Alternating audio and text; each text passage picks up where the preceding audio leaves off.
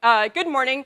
Today I'd like to talk about some of the stuff that we've been doing really with funding by the Michigan Wheat Program, and really specifically talk about a project that we've been working on this last year and we'll be continuing to work on. And then this afternoon we'll spend some time with the panel to kind of highlight some of the things that we've seen over the last 7 years, kind of focusing on more of our weed control issues in wheat. But it's been a great opportunity to work with the wheat board to come up with, some of these projects and be able to come up with some good answers, because before we really just didn't have the funds available to be able to put the time and energy into really trying to boil down to some of these different weed control problems and trying to find some of these answers.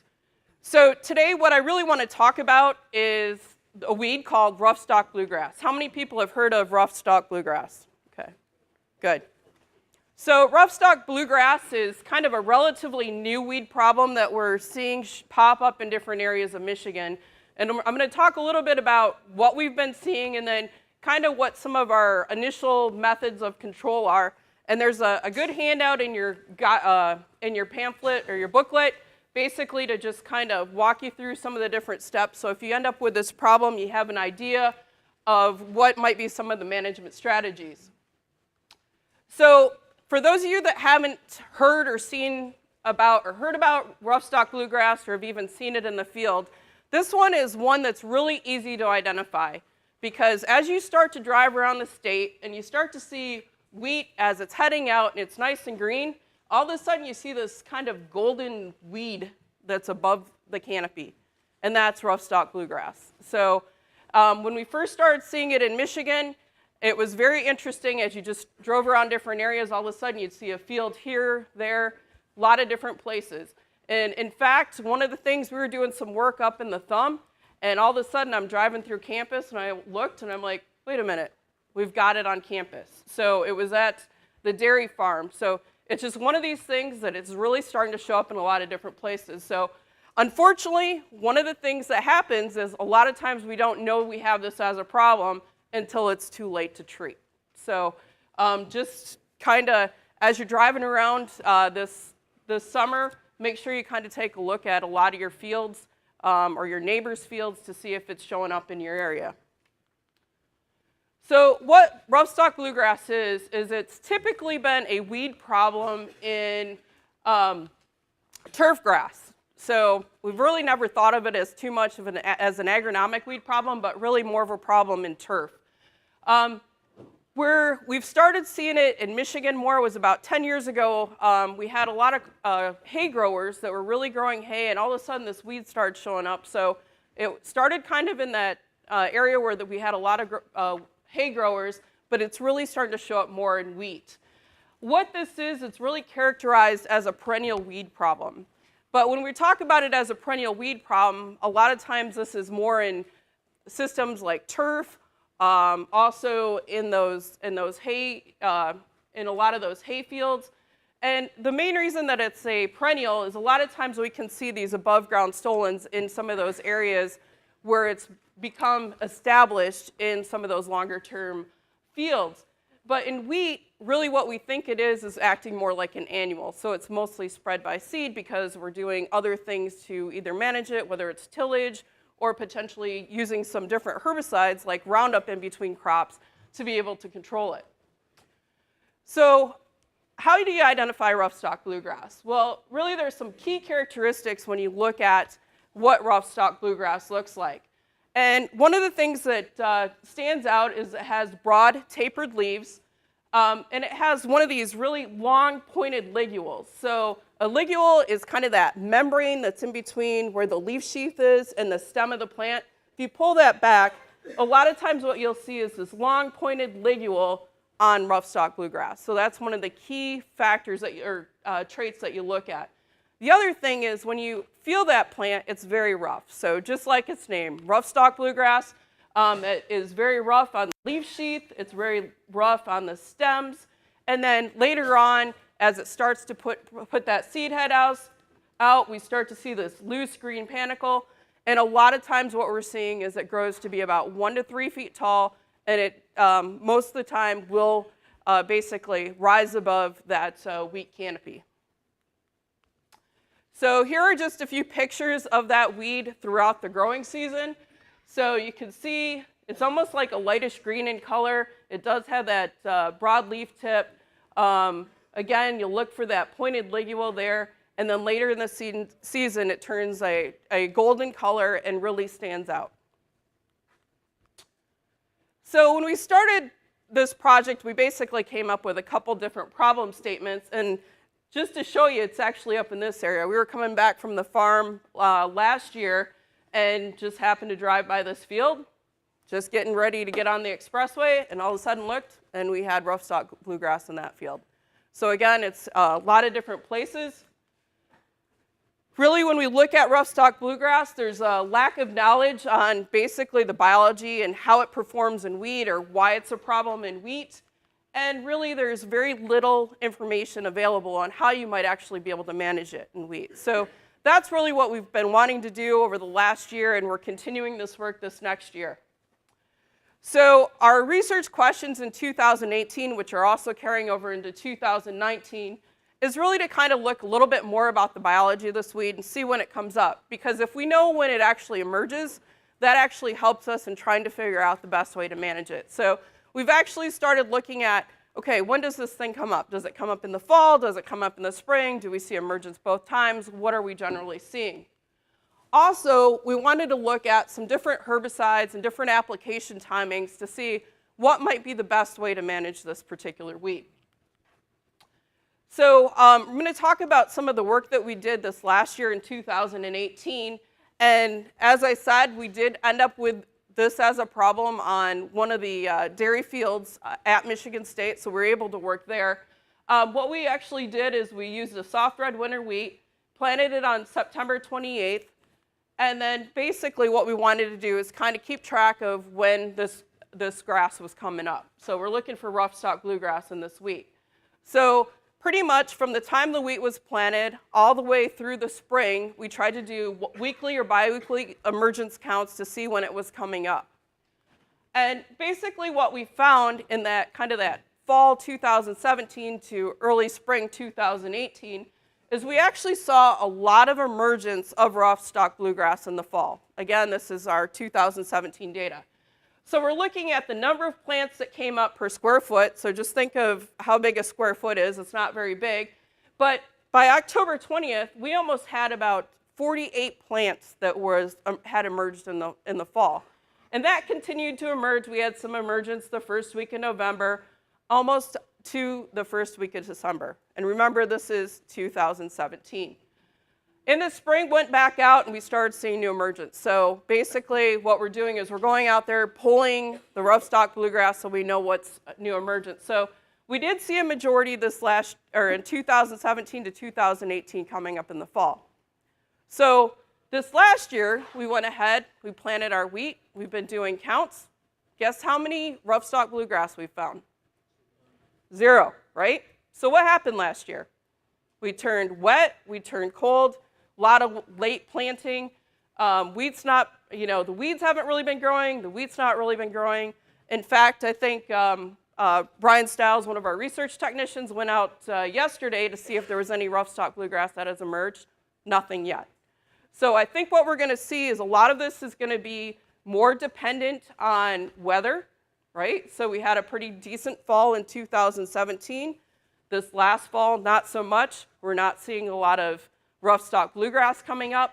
So that may really implicate when we want to control this particular weed. So we're going to continue to look at this and see what happens.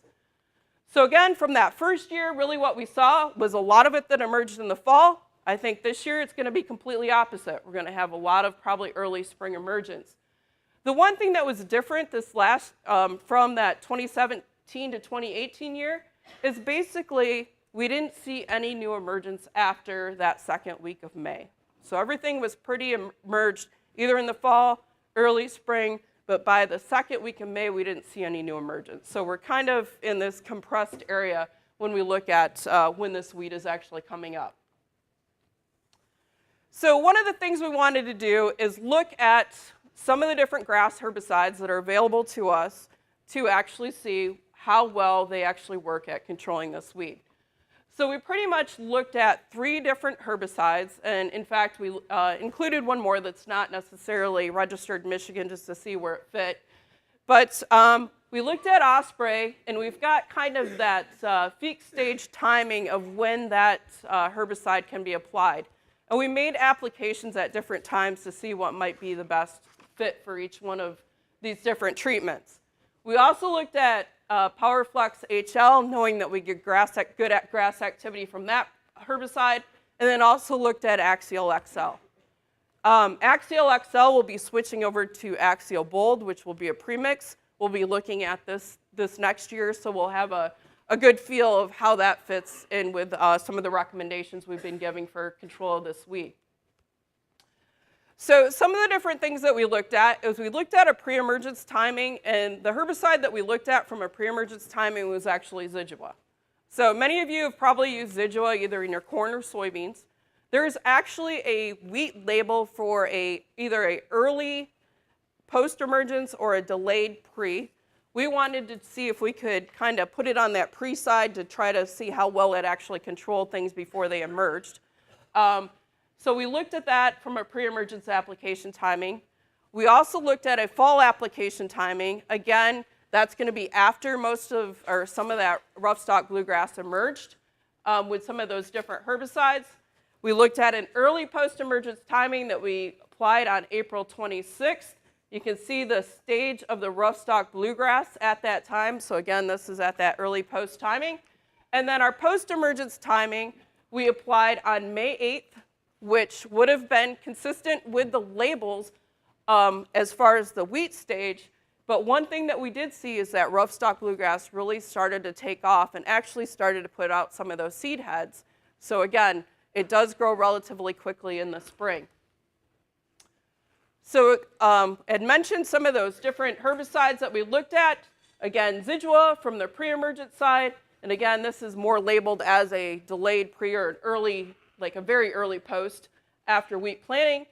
Osprey, where we can apply it in the fall. Again, after the wheat has started to emerge and the grass has started to emerge. We looked at it also early post and post. PowerFlex HL, we did the same. Axial XL, the same 3 timings. And then we looked at a herbicide from out west called Olympus. And we just looked at that in the fall just to kind of see where that kind of fell out. Also what we did is we looked at Osprey, PowerFlex, and Axial XL tank mixed with Husky or Talinor to just kind of see if we had any interactions to see, did we see any more crop injury or did we see any reduced Roughstalk Bluegrass control if we tank mixed it with potentially one of the broadleaf herbicides that we might use in winter wheat. So what did we see? So if we look at just kind of our pre-emergence and our fall applications as far as Roughstalk Bluegrass control, and this is our evaluations on May 8th. So we're talking early in the spring, okay? So that was about the time that we started doing some of our post-emergence applications. So in the spring, after we made our pre-emergence applications of Zidua at 1 ounce or 2 ounces, we had around 80% control with those herbicides. The later fall applications, which were of Osprey, PowerFlex, Axial XL, and Olympus, remember these are the ones that are applied once wheat has basically 2 to 3 tillers in the fall, and that Roughstalk Bluegrass was up at the time. We saw about around 90% control with most of those 4 herbicides. If we look at June 5th, a little bit later in the season as far as evaluations, we saw that the Zidua ratings dropped off, particularly for that 1 ounce rate, so probably wasn't holding out long enough. The 2 ounce rate was around 75% control. Osprey, PowerFlex were very similar, around 80%. Again, these are our fall applications. Axial XL was around 75%, and Olympus was around 78% control. So again, this is June 5th. We still have a little bit of our season left to go. This is what our untreated looked like. So we had a good Roughstalk bluegrass population to look at. And we were lucky enough to be able to have Dennis fly some of our plots. This is kind of the aerial images on June 11th. Here are untreated. So you can just see how much of an impact that weed actually had on our wheat. So any of these plots highlighted in orange, you can see you've got that golden color. It definitely is very distinguishable from the wheat from above. Again, this is that Zidua 1 ounce. So you can see we've got some of those that have escaped. We were able to manage some of that Roughstalk Bluegrass, but not enough to get 100% control. So our pre-treatments are here. This is the 1 ounce rate of Zidua, the 2 ounce rate of Zidua, and again, compared to the untreated control. So our fall application of Osprey, remember that was our best from our fall applications. Looked pretty good if you actually looked in between the wheat rows. Again, we were probably closer to around 85% control because we did have some Roughstalk Bluegrass that was kind of hiding out below that canopy. Our fall applications are any of these blue boxes. You can see most of it looks fairly green, so we're not seeing a lot of it above that wheat canopy. And looking at our spring applications, again, these are those earlier ones. This is the June 5th evaluation. We basically had 100% control with Osprey from that early post-emergence application.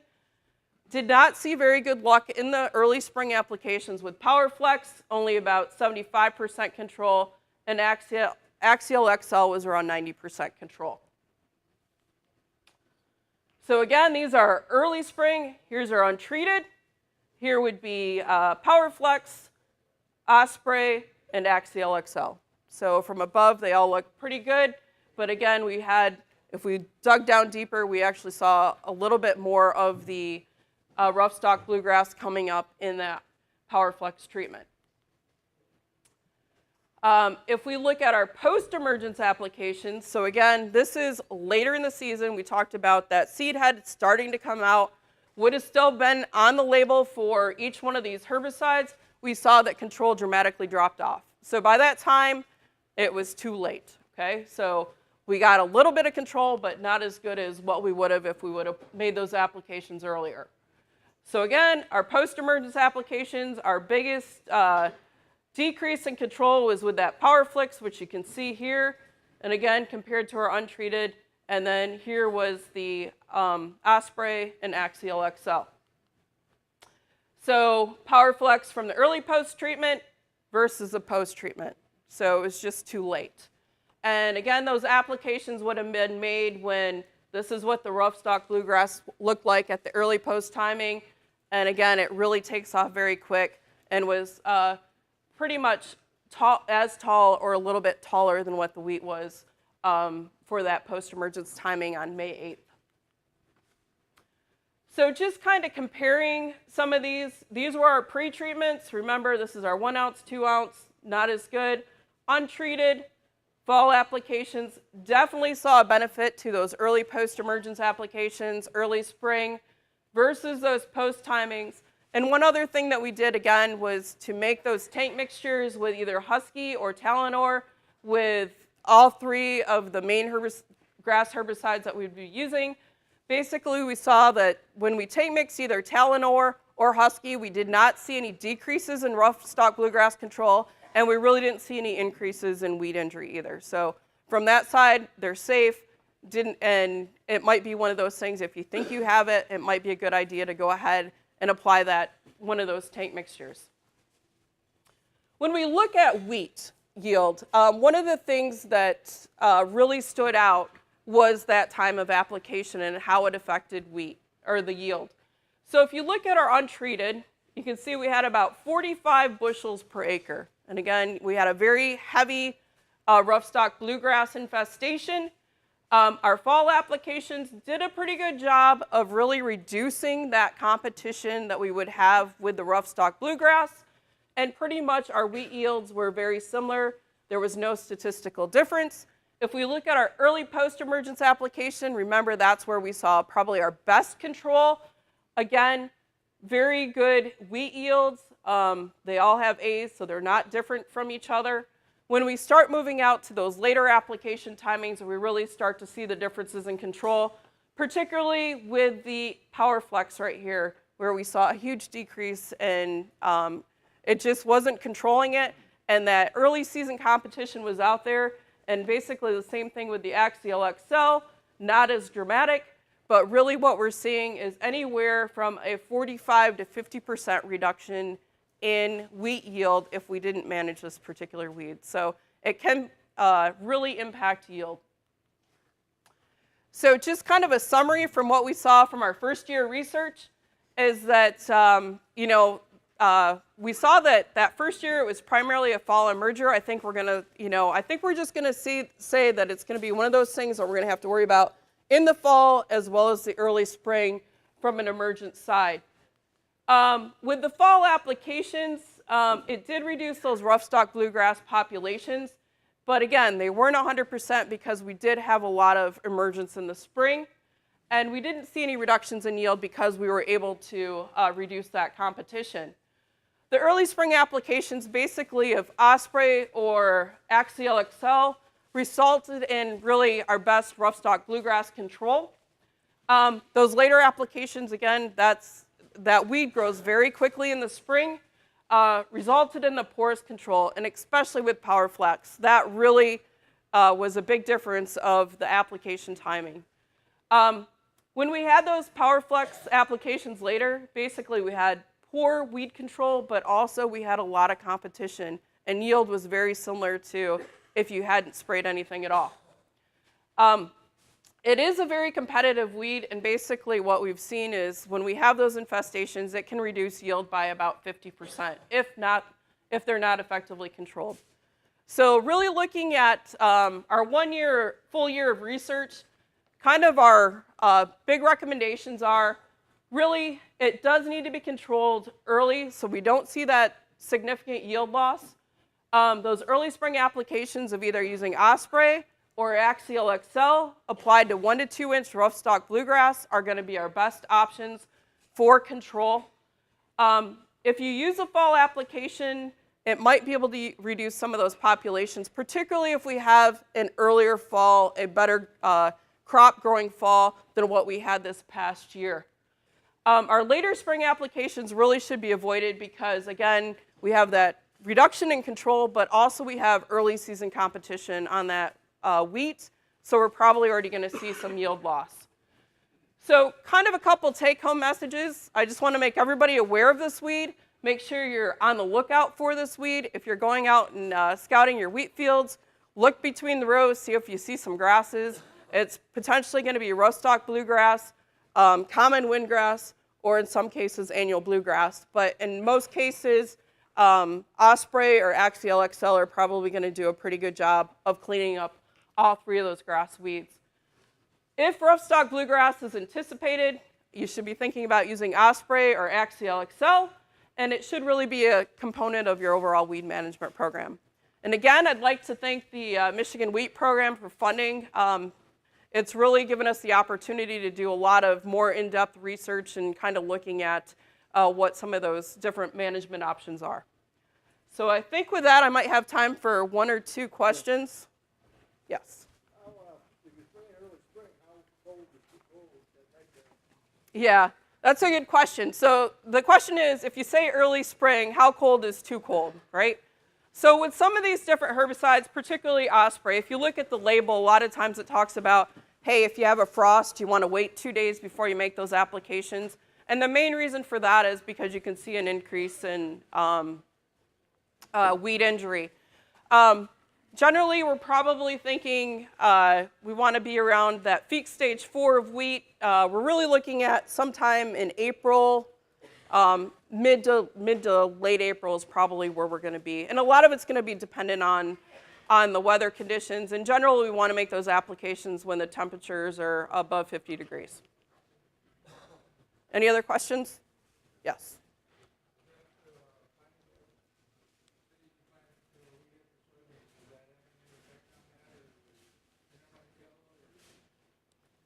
So I think the question is if you're planting wheat into soybeans.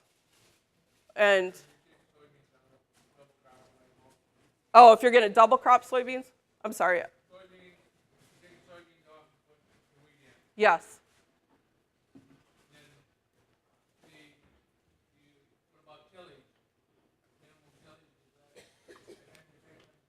Yeah, that's a really good question, whether tillage is going to have an impact.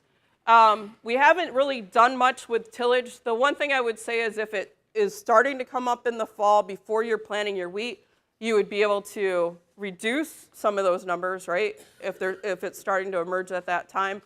So you might have less Roughstalk Bluegrass to worry about managing.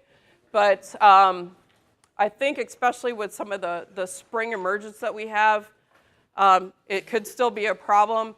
The other thing is it does have a very tiny seed and really don't have any effect or really any knowledge on what happens if you are able to bury it a little bit deeper. Maybe it wouldn't come up something like what we might see with a horseweed or mare's tail. All right. Okay. Oh, one more question.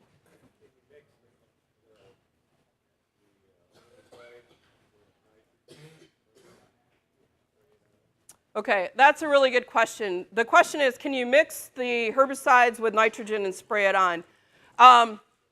We had done some work several years ago where we looked at trying to mix some of the different herbicides with some of the nitrogen applications. More times than not, what we want to do is, if we're going to do that, you want a 50-50 nitrogen-water mix. You don't want 100% nitrogen, and that's one way that we've done it.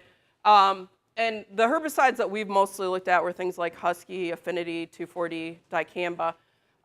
There are some cautions on the label. Most of them kind of put it to that 50-50 mix. So it's one of those things you want to double check on the label, or we've got some of those recommendations in the weed control guide. Okay. Thank you very much, Christy.